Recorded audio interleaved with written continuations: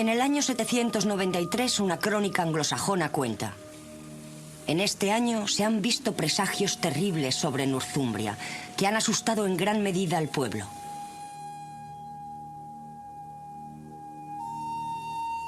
Consisten en enormes torbellinos, relámpagos de luz y fogosos dragones voladores.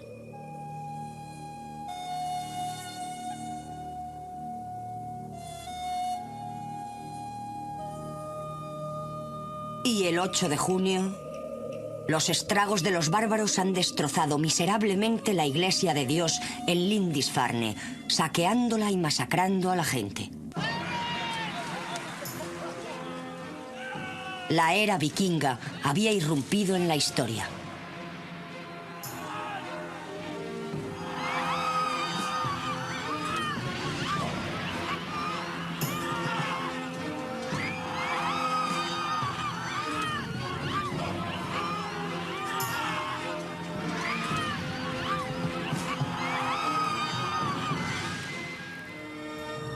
La imagen que tenemos de los vikingos es la de una manada de lobos sangrientos, no muy diferentes a los actuales ángeles del infierno, aterrorizando a gente inocente y pacífica, especialmente a los clérigos. Su llegada era súbita e inesperada. En cosa de pocos años, fueron temidos por todo el mundo cristiano.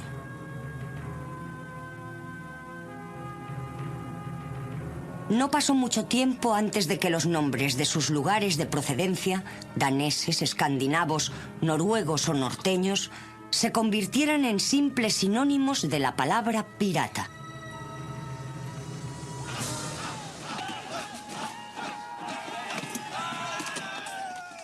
La época vikinga se ha caracterizado por ser una violenta explosión de paganismo anticristiano.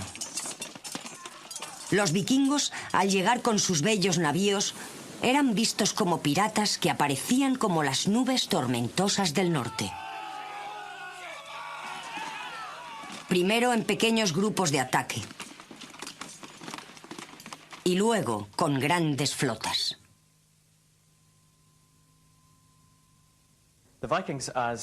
Los vikingos, tal y como los conocemos, venían de una zona de la Europa del Norte, Escandinavia, conocida como Noruega, Suecia y Jutlandia, que es la parte septentrional de Dinamarca. Aunque recibían diversos nombres, eran conocidos colectivamente como vikingos.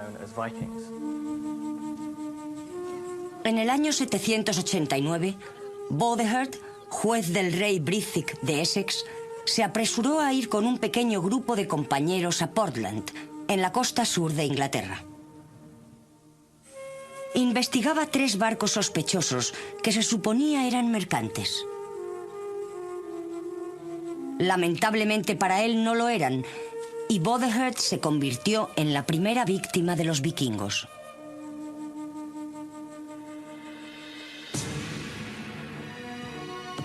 Los extranjeros le mataron a él y a sus compañeros.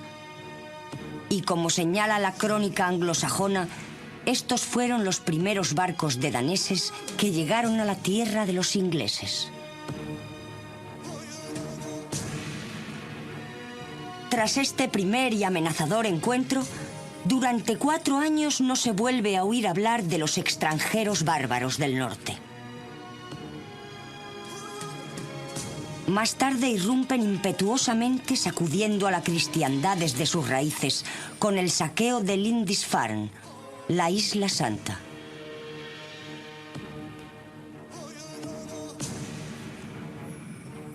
A partir de ese momento y durante los siguientes 300 años, no cesaron de aparecer en la historia. Si leemos las crónicas anglosajonas, todos los años se mencionan oleadas de incursiones vikingas en lo que ahora llamamos las Islas Británicas. Era un problema endémico. Una vez quedó claro que podían obtener botines fácilmente en Bretaña, y dado que algunos reyes habían pagado a Danegall para que volvieran al final de la estación, nos convertimos en un blanco habitual en estas islas. Lo que siempre me ha fascinado es que no solo nosotros hemos recibido este trato. Un poco después en la historia nos encontramos con flotas de vikingos navegando por el Mediterráneo hasta Sicilia e incluso Constantinopla. Y en Santa Sofía, la gran catedral que hoy es una mezquita en Estambul, justo arriba de la galería de la gran cúpula hay unas marcas que fueron grabadas con un cuchillo en el mármol de la balaustrada. Godric estuvo aquí. Era una especie de vándalo del siglo IX, un individuo duro como otros muchos de las futuras generaciones, que se aburría con la misa que estaban oficiando abajo. Sacó su daga y grabó su nombre en el edificio. Este fue el principio del periodo conocido como la era vikinga. Navegando hacia el sur, los vikingos se establecieron en las islas Orkney y en Shetland. Colonizaron Escocia e Irlanda. Invadieron media Inglaterra, siendo detenidos por el único rey al que los ingleses han llamado Magnífico, Alfredo de Essex. Atacaron y poblaron Francia hasta llegar a Loire. Tomaron Lisboa, Cádiz y Sevilla. Se desplazaron hacia el este y saquearon Pisa. Algunos vikingos llegaron hasta Sicilia y se establecieron allí. Los Rus, o vikingos suecos, remontaron el río Volkhov hasta Novgorod.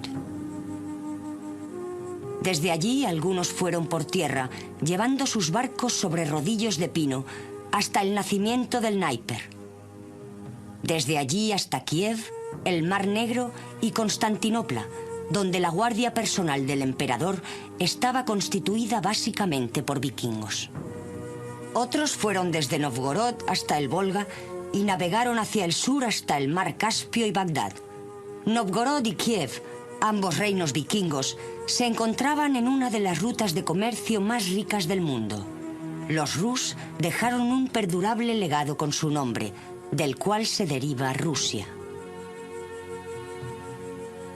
Navegando hacia el oeste, los vikingos colonizaron Islandia y Groenlandia, en donde Eric el Rojo fundó una colonia en Brattahlid.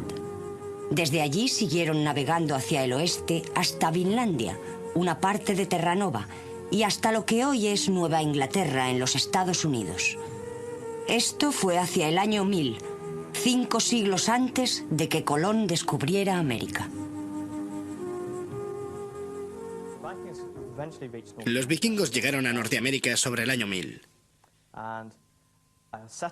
Y Leif el Afortunado, más conocido como Leif Erikson, fundó una colonia llamada Vinlandia, en lo que hoy es Terranova. Las incursiones de los vikingos aterrorizaban a la cristiandad. Algunos creían que la rapidez con la que llegaban y se marchaban era imposible sin una ayuda demoníaca.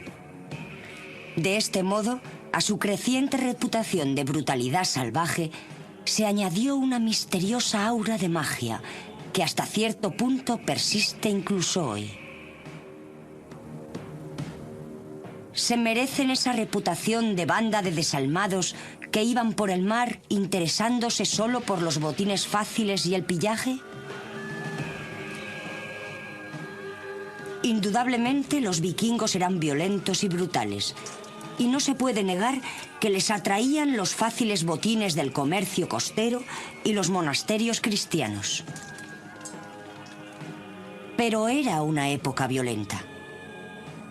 Y Europa todavía estaba fragmentada tras la caída del Imperio Romano Occidental, dividida por luchas políticas y acosada por la creciente presión de los musulmanes del norte de África. En cierto modo, los vikingos no fueron menos violentos que sus contemporáneos. En el siglo VIII, el Imperio Carolingio de Europa Occidental y el Imperio de Inglaterra se habían hecho relativamente seguros. También se habían hecho muy ricos, y estas zonas ofrecían buenas ganancias a los salteadores que no estaban bajo el control directo de la cristiandad. En realidad, Europa estaba amenazada desde 3 direcciones principales. Al sur estaban los sarracenos que partieron desde África del Norte, subiendo por la península ibérica. Estos establecieron bases en el sur de Italia y en el sur de Francia. Al este se encontraban los magiares, un grupo de escandinavos que había establecido su base en lo alto de la llanura húngara. Empezaron a saquear tan pronto como llegaron allí. Al norte y al oeste estaban los vikingos, que lanzaron sus ataques marítimos contra estos territorios. Paradójicamente, los escandinavos ven este periodo como una edad de oro de expansión económica, que afectó profundamente a la herencia mercantil y artística de Europa. Los historiadores modernos han empezado a reevaluar el periodo, y hay quien lo ve como una explosión de energía que surgió de una de las pocas regiones estables de Europa en aquella época. La era vikinga se sitúa en el bien llamado Período Oscuro, del que tenemos pocos datos escritos, sobre todo de los vikingos. El mito se disfraza de realidad. La leyenda se presenta como hecho. Y las mejores historias son las menos fiables.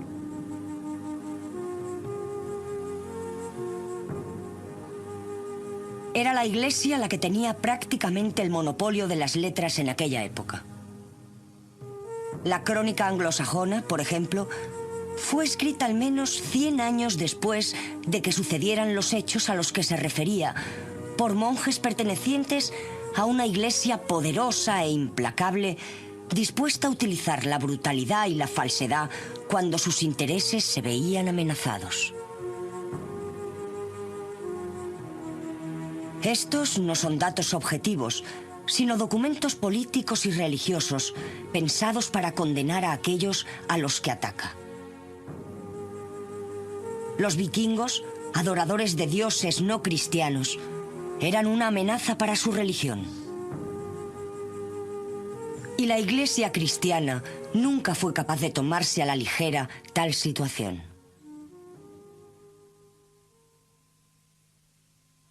Otros vieron en los vikingos una amenaza económica y política. Los comerciantes se habían visto obligados a utilizar rutas costeras, las mismas rutas que utilizaban los vikingos en sus viajes. Las incursiones vikingas amenazaban la supervivencia de este comercio costero, y la inestabilidad de poder en Europa significaba que Escandinavia podría muy bien ganar control sobre el alma del Sacro Imperio Romano. El emperador romano vio la agresión vikinga como una amenaza que no podía ser ignorada. El arma que utilizó fue la religión. Siendo paganos, los vikingos estaban fuera de la órbita de la Iglesia.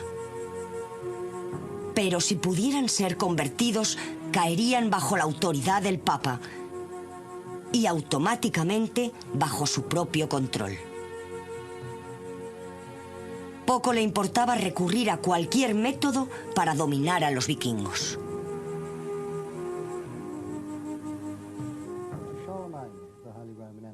Para el Santo Emperador Romano, los vikingos suponían dos amenazas distintas, ambas muy serias.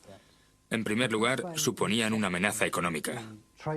Dado que interceptaban las rutas comerciales por las cuales el Santo Emperador Romano mantenía el contacto y el comercio con otros pueblos, su violencia en esas rutas comerciales suponía una amenaza de grave interrupción económica del imperio y de la cristiandad, tal y como estaba establecida en aquella época. Pero los vikingos suponían una amenaza de otro tipo, la cual no era menos importante para el emperador. Quizá era más importante que la amenaza económica, y esa era la religión. Los vikingos eran paganos, no adoraban al dios cristiano, y debido a ello, su sola existencia era una amenaza para el Santo Imperio Romano. Esto tuvo dos aspectos diferentes. Uno era la amenaza para la doctrina de la cristiandad, pero mucho más importante fue la amenaza para el poder político del emperador.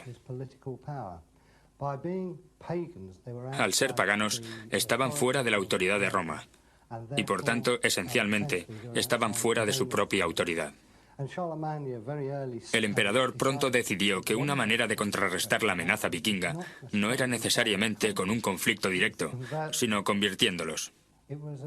Fue a instigación suya que los misioneros cristianos empezaron su trabajo en las zonas vikingas.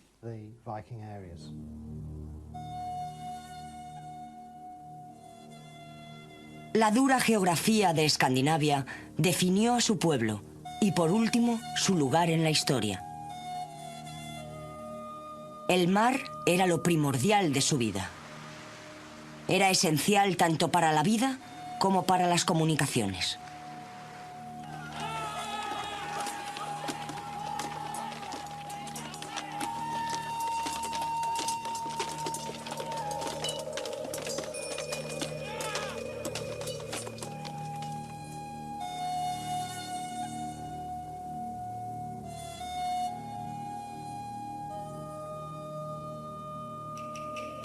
Tanto en Escandinavia como allí donde se establecían, la sociedad vikinga se basaba en una estructura social con 3 estratos: los jarls, también llamados condes o guerreros; los carls o campesinos;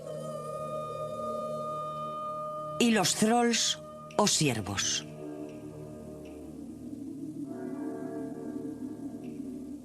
Los thralls eran la clase trabajadora de la sociedad y nunca eran libres, siendo más bien una propiedad como una vaca o un perro. Habitualmente los thralls se dedicaban a la guerra, la piratería o el comercio. La mayoría de ellos vivía en una sola choza estrecha hecha de madera o de hierba y arcilla, junto a sus familiares y los animales que poseyeran. Estos desafortunados miembros de la comunidad no tenían ningún dios que se ocupara de ellos, sino que estaban abandonados a su suerte tanto por los hombres como por los dioses. Pero en comparación con el trato que se daba a los esclavos de otros lugares de Europa, los vikingos parecen no haber sido demasiado duros con sus thralls, y existen datos de que consideraban enfermos a aquellos que maltrataban a sus esclavos.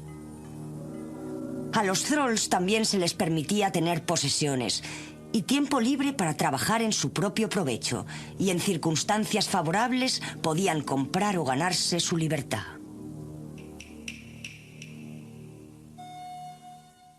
La mayoría de los vikingos eran carls. Su protector era Thor, el dios más venerado de todos los dioses vikingos. Los carls eran minifundistas y hombres libres, y abarcaban desde los indigentes hasta la gente de más poder y riqueza. Como hombres libres mantenían una sociedad basada en el parlamento para hacer las leyes. Podían también elegir reyes o decidir un cambio de religión, tal y como hicieron en Islandia en el año 1000.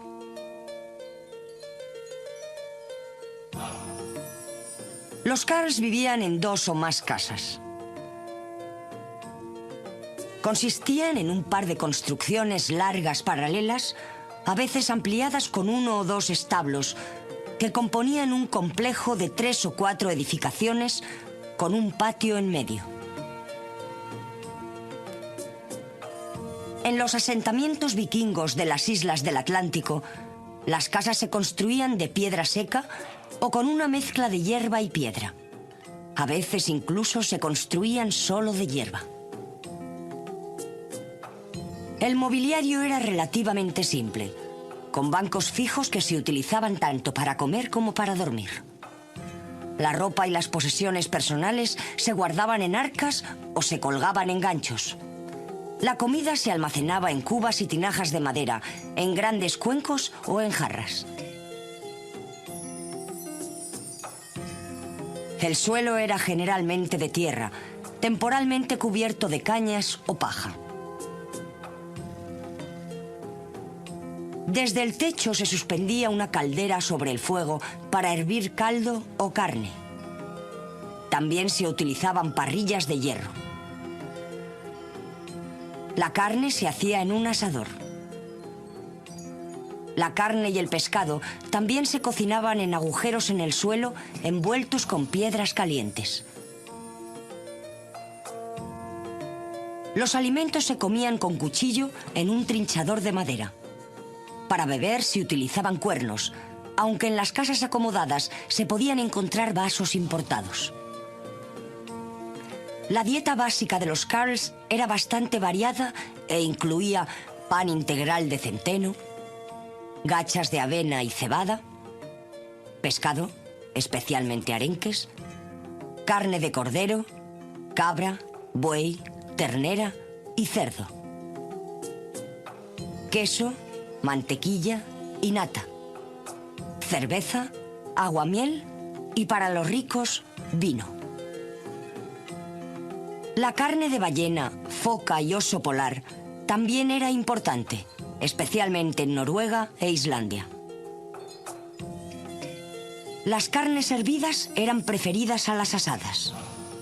Los vikingos también hacían caldos y secaban diferentes carnes y pescados. Un manjar muy especial que todavía hoy se come, sobre todo en Suecia, era el håströmming, que es pescado en putrefacción. Las verduras más usuales eran las coles y las cebollas, acompañadas de bayas y avellanas. La miel se utilizaba extensamente, principalmente como base para el aguamiel. En las zonas alejadas del mar, pero con abundantes bosques, muchos alimentos se obtenían de la caza de la abundante fauna salvaje: alces, ciervos, jabalís y osos. También les gustaban las liebres, gansos y gallinas, y en el norte los renos y los bisontes. Los jarls o guerreros, cuyo dios era Odín, formaban la aristocracia. Eran gente acaudalada, con poder y posición social, que a menudo reivindicaban su origen divino. Tenían una refinada, elegante y sofisticada vida y disfrutaban de bellas casas. Se distinguían de la clase campesina principalmente por su riqueza.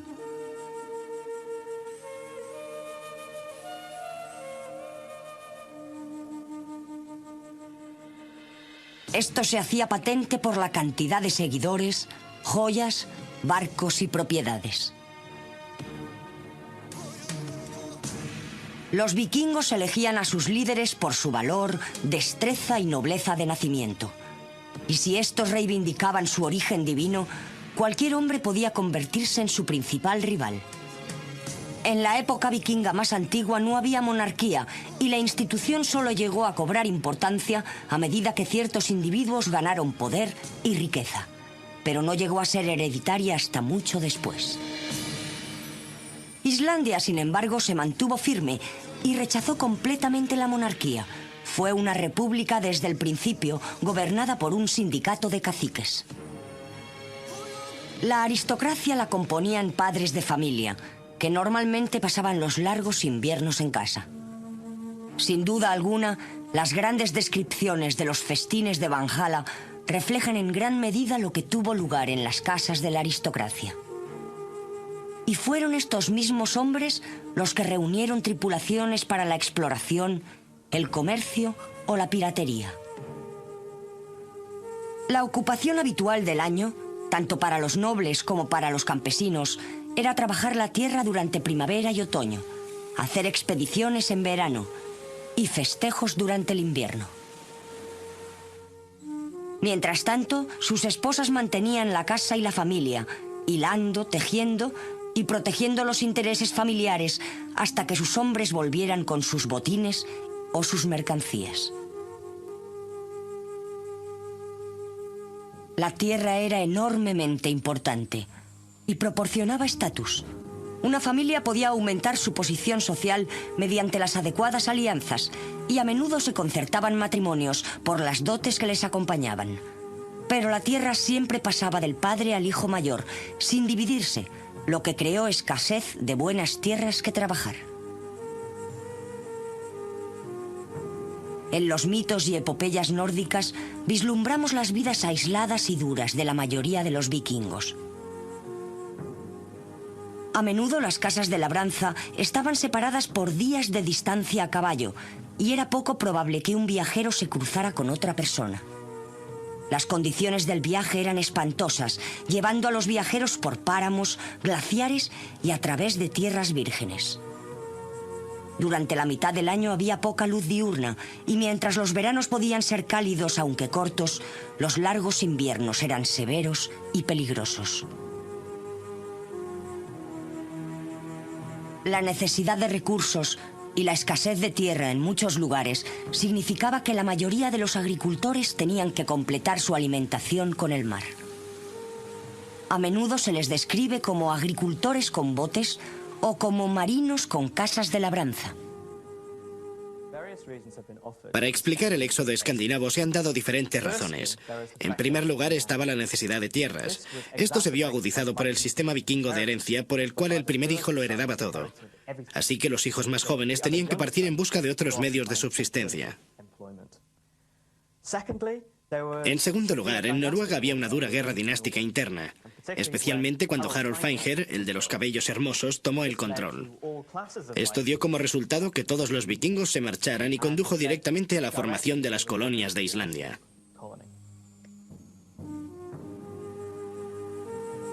El aislamiento tendió a fortalecer la unidad familiar.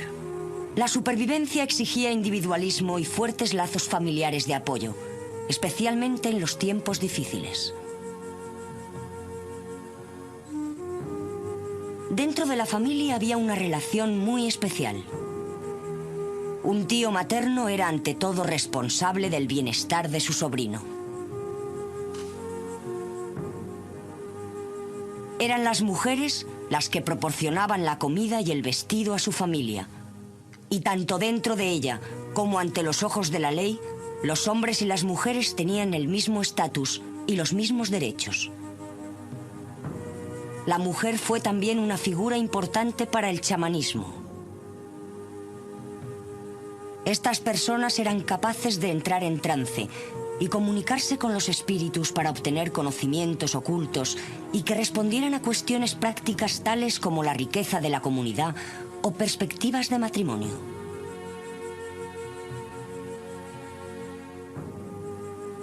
La amistad era de vital importancia.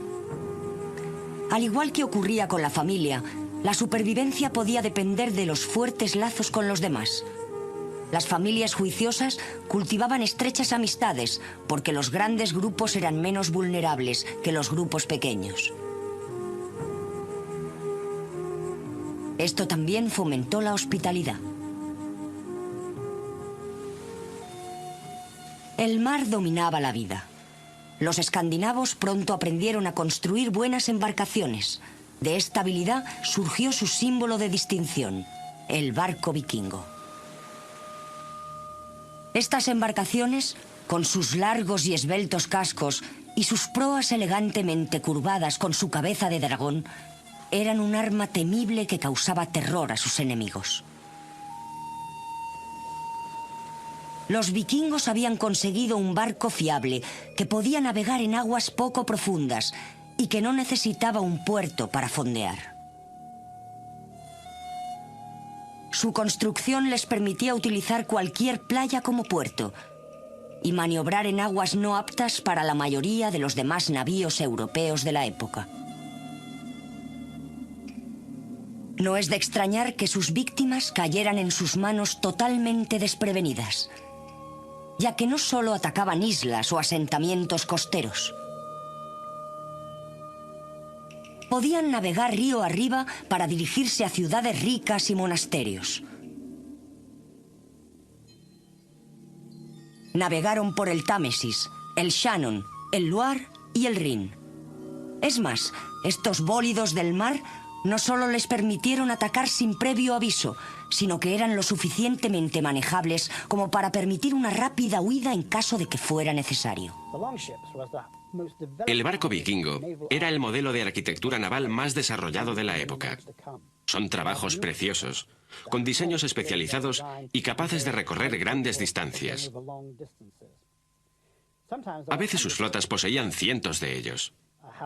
De las flotas que invadieron la costa nororiental en el año 1066, durante la primera fase de la batalla de Hastings, dijeron los cronistas que había unos 250 barcos, de modo que estas flotas podían ser muy grandes. Tuvieron lugar una o dos grandes batallas navales en este periodo, especialmente cuando el rey Alfredo de Winchester y Essex empezó a formar una flota que era capaz de encontrarse con los vikingos en alta mar, y sabemos que ganó uno o dos combates muy duros contra ellos. Pero en lo que a los vikingos se refiere, sus barcos tenían tres propósitos. En primer lugar, llevarles al lugar que iban a atacar. En segundo lugar, aterrorizar a la población con sus famosas proas que llevaban cabezas de dragón. Esto era algo psicológico, más que nada, debido al terror que podían causar. Y en tercer lugar, llevarse el botín una vez realizada la incursión. Pero era el viaje el que predominaba. En mi opinión, los primeros que tuvieron esta urgencia de explorar, de sobrepasar los horizontes conocidos por el hombre, fueron los vikingos de aquella época. A pesar de sus notables viajes, los vikingos preferían quedarse cerca de la costa. Los alimentos tenían que cocinarse en tierra. En el mar, la tripulación subsistía a base de carne o pescado seco. Había poco espacio cubierto a bordo y dormían en sacos confeccionados con cuero. Cuando era posible, preferían acampar en tierra y pasar la noche en el relativo lujo de una tienda de campaña. La navegación en mar abierto era muy arriesgada, pero la mayoría de los timoneles vikingos tenían suficientes conocimientos de astronomía como para poder navegar a lo largo de una latitud.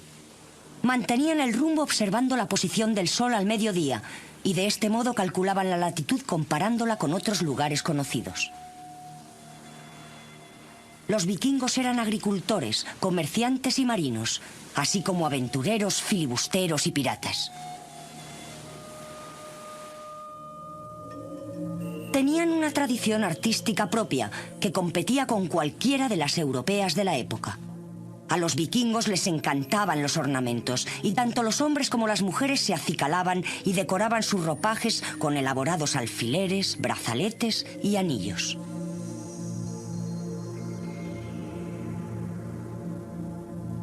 Su arte refleja su carácter y está empapado de vitalidad y vigor.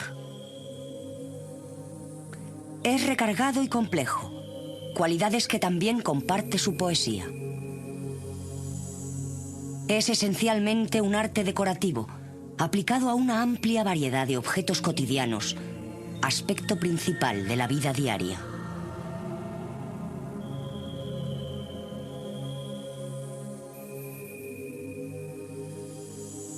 Dominan las formas estilizadas de animales, desde representaciones muy naturalistas a complejas formas abstractas. Algunas de ellas son asombrosamente bellas y su influencia se puede ver en el arte de otras culturas de Europa, incluyendo la anglosajona y la celta.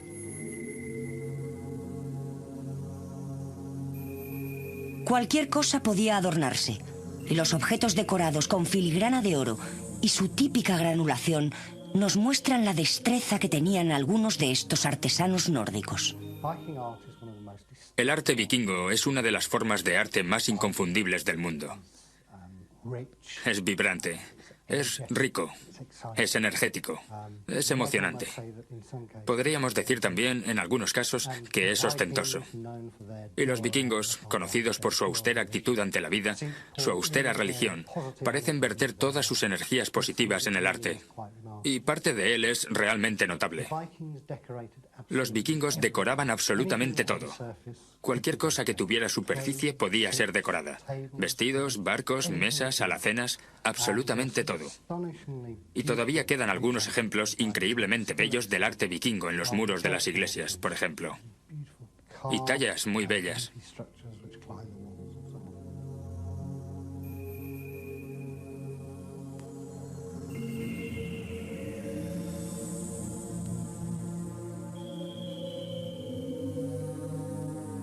Perduran obras que muestran su habilidad, pero se han perdido muchas otras.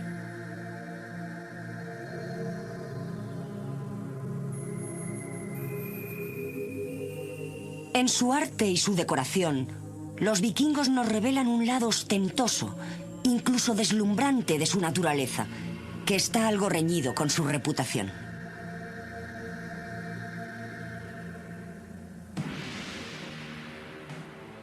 Es en la religión donde la reputación vikinga está completamente ilustrada. Es difícil imaginar a los vikingos como religiosos en el sentido convencional. Al igual que su paisaje, su religión era dura y prohibitiva. Lo que sabemos de su religión es fragmentario. Una vez que los misioneros cristianos enviados a Escandinavia se hubieron establecido, atacaron con celo todo rastro de paganismo que tan profundamente odiaban. Sin embargo, los nombres de los principales dioses nórdicos siguieron vivos, conmemorados en los días de la semana que estaban dedicados a ellos: martes, miércoles, jueves y viernes, y en nombres de lugares como Wensfield. Se nos habla de una religión poco organizada, sin sacerdocio ni teología desarrollada. Inexorablemente fatalista, predice un juicio final, incluso para los dioses. A diferencia de los mitos cristianos, el bien no triunfaba inevitablemente, sino que tiene que encontrarse con su juicio final. No es difícil ver en esto un reflejo del carácter de los vikingos, hombres de valentía temeraria y ferocidad invencible, más interesados en la muerte y la fama que en el triunfo. Su mitología está basada en un respeto inequívoco por la violencia, casi como un fin en sí mismo. Es difícil comprender cómo una religión así pudo desarrollarse en las espesuras frías y severas del norte, en donde el éxito se medía no por el triunfo sobre los elementos, los cuales indudablemente ganaban al final, sino por el talento para enfrentarse valientemente a la luz del juicio final. No obstante, había un consuelo para los creyentes. Daba sentido al universo, y estos obtenían protectores en la tierra. Había un dios para aquellos que vivían por la sabiduría, otro para los que vivían por la guerra, uno para el que hacía runas, otro para el herrero, y así sucesivamente. Los dioses eran tan generosos que cada creyente devoto, fuera quien fuera su dios, podía estar seguro de tener total protección en todo aquello que hiciera en su vida. La religión de los vikingos era, por supuesto, pagana. También era inspiradora. Era una combinación de mitos, historias, creencias muy arraigadas y una buena dosis de miedo. Era una religión ignorante. Thor, el gran dios de la guerra, era el campeón de los dioses. Freya urdía los destinos de los hombres. Tenemos esta religión que prospera en cierto sentido, aunque sea pagana, y que puede inspirar una cultura guerrera. Y, por supuesto, la gran Basurka ataca cuando literalmente tenían sed de sangre. A menudo se quitaban la ropa, la armadura, el casco y entraban con sus grandes espadas o sus hachas de batalla. A base de puro terror y furia, apenas podían darse cuenta de las heridas que sufrían. Y eso es lo que les hacía tan diferentes, pues creían, al igual que los japoneses en la Segunda Guerra Mundial, que el guerrero que moría en combate iba directamente al cielo o Valhalla, en donde había un festejo interminable en presencia de los dioses para los guerreros valientes que habían aportado su contribución allí abajo. Junto a Thor, el dios nórdico más conocido de todos, está Odín, el tenebroso y colérico padre de todos, señor de las orcas y patrón de la aristocracia vikinga. En la mitología vikinga, Odín era el dios supremo, el dios padre, un dios complejo que exigía sacrificios humanos. Tuvo alrededor de 170 nombres distintos, incluyendo Señor de las Orcas, Señor de los Caídos, Todo Conocimiento y el Dios de un Ojo. Era el dios de la batalla, de la victoria, de la astucia y de la muerte. Era el dios vikingo por excelencia. Aunque Odín era el dios principal, no era de ningún modo el más venerado. Ese honor le corresponde a Thor, el dios del trueno, del que tomaron el nombre del Jueves. Gobernaba los truenos y los rayos, los vientos y las lluvias, el buen tiempo y las cosechas. Dios del cielo, de las tormentas, maestro de los relámpagos. Era una enorme figura pelirroja que recorría los cielos en un carro tirado por 2 cabras sagradas. Era un dios práctico y venerado por la gente corriente. En los templos en los que él y Fray eran adorados conjuntamente, era Thor el que siempre se situaba en el centro, en el lugar de honor. De alguna manera, es difícil decir cuál fue el legado de los vikingos. Aparecieron y desaparecieron muy rápidamente en la historia. Y en esta explosión de energía tan corta pero tan intensa, entraron en la historia para salir enseguida.